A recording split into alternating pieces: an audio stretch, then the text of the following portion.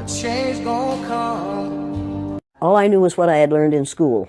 And what I had learned in school wasn't education. It was indoctrination.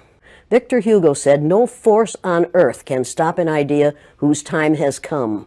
The idea of one race, the human race, is an idea whose time has come. We are not going to be able to stop it no matter what they do. They can elect Trump after Trump after Trump, and that will not stop the idea that there's only one race on the face of the earth. It's the human race, and we are all members of it. You and I are cousins. We are all in the same family. We are members of the family of man. Education in this country is about white is right, brown's all right, black's got to stand back. Yellow's mellow. We educate in a way that says that white males have done all the adventures, have done all the discovering. Everything that is good and has been accomplished according to social studies, which is actually anti-social studies, by white males. It's a lie. But we do that in order to maintain the myth of white superiority. The myth of race has to be maintained at all costs in this country. Because if white people have to give up the color of their skin as being something that makes them perfect, what do they have left? If we start teaching the truth about history, if we start teaching about Nile Valley contributions to civilization, it will totally change the way we conduct ourselves in the classroom. It will have to.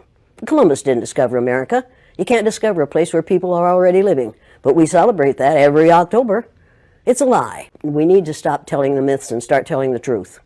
You have a right to be what you are, and until people in this country and people in this world get it into their heads that the first modern human beings that evolved on this earth were black women. They evolved in sub-Saharan Africa about 280,000 years ago, and every human being on the face of the earth today runs the memory of those black women's genetic structure in their genes. Now, we don't want to admit that, but that's the way it is.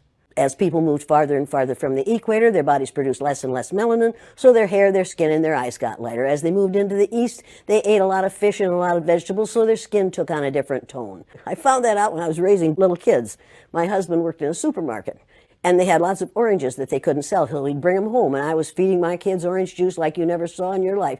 They began to have an orange cast to their skin. I thought they had a liver problem. So I took him to the doctor, and she said, "What are you feeding these kids?" I said, "Well, lots of orange juice." She said, "Stop it if you want them to stop being orange." Now, if you think that skin color isn't anything other than the body's natural reaction to the natural environment, get over it. Everybody that's watching this has to read this book on tyranny.